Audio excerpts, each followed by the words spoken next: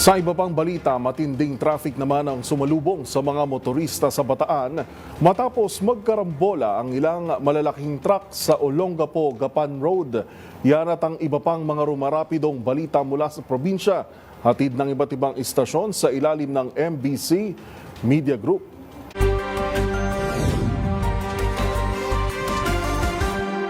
Nagdulot ng perwisyo sa mga nagdarang motorista ang naganap na banggaan ng malalaking truck alas 6 kagabi sa kabaan ng Olongapo-Gapan Road, barangay na Paring Dinalupiang, Bataan.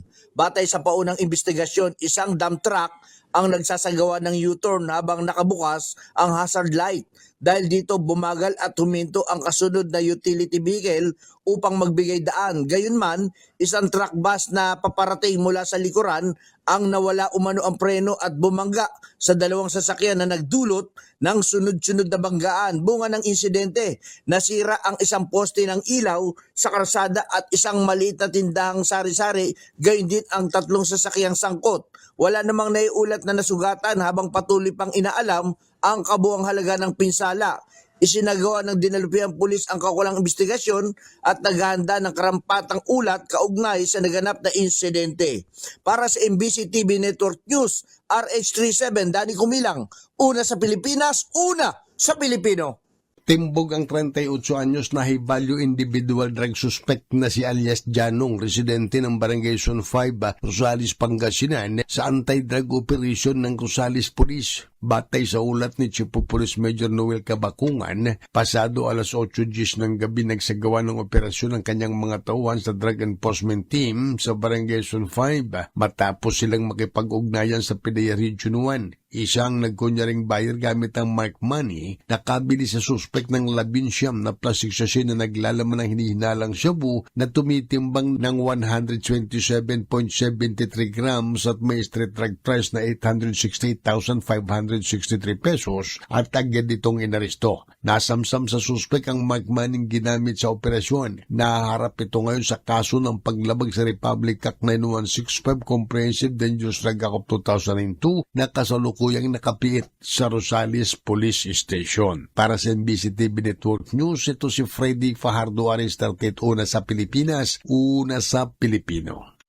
Nasabat ng kapulisan ang tinatayang 340,000 pesos na halaga ng hinihinalang shabu sa ikanasang joint anti-illegal drug operation sa Purok San Jose, Barangay Manikling, San Isidro, Davao Oriental. Ayon sa Police Regional Office 11, ang operasyon ay pinangunahan ng Regional Police Drug Enforcement Unit 11, katuwang ang Philippine Drug Enforcement Agency, na nagresulta sa pag-aresto sa isang suspect na kabilang sa top 10 high-value individuals ng rehiyon na kinilala lamang sa alias na Toyno. Nakumpiska mula sa suspect ang ilang pakiti ng hinihinalang shabu. Gayon din ang iba pang non-drug items. Nasa kustodiya na ng San Isidro Municipal Police Station ang suspect at harap sa mga kasong paglabag sa Section 5 at 11 na Republic Act 9165 o Comprehensive Dangerous Drugs Act of 2002. Pinuri naman ni PR11 Regional Director Police Brigadier General Leon Victor Rosete ang mga operatibang unit sa kanilang patuloy na kampanya laban sa iligal na droga na layong mapamanatili ang kaayusan at kaligtasan sa Davao Region. Para sa MBC TV Network News, ito si June Suter, una sa Pilipinas, una sa Pilipino.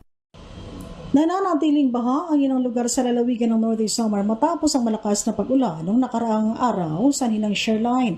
Tinuturing itong dagok ngayon ng ilang mga apektadong residente kung saan umaabot daw ng ilang araw bago tuluyang humupa ang tubig. Humupa na ang baha sa ilang lugar pero nananatiling baha pa rin ang ilang mga lugar dito sa lalawigan ng Northeast Samar hanggang ngayon.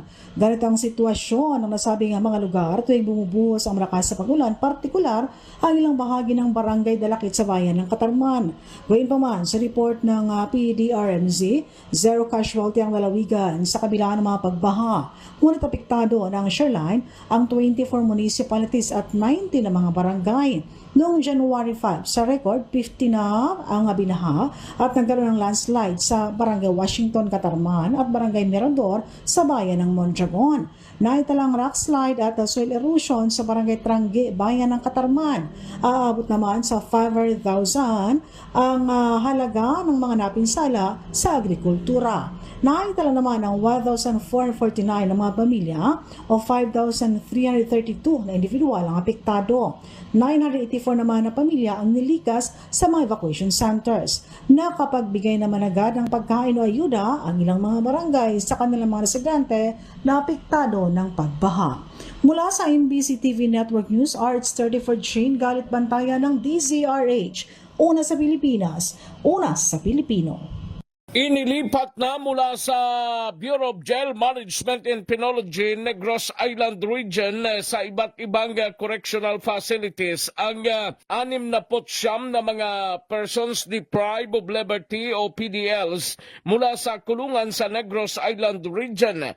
Ayon kay Bureau of Jail Management and Penology, NIR spokesperson, Jail Senior Inspector Attorney Jonevin Ray Umadhay, 69 na mga PDLs, 56 dito ang mga lalaki na ipinadala sa Bureau of Corrections sa Muntinlupa City. 10 na mga babae ang inilipat naman sa Correctional for Women at 3 naman sa National Center for Mental Health. Dagdag pa ni Umadhay, isa rito sa mga operations na isinagawa ng BJMP NIR kung saan ililipat ang mga PDLs na convicted na sa National Penitentiary. Mula sa MBC TV Network News, ito si RH46 Rex Cantong, una sa Pilipinas, una sa Pilipino.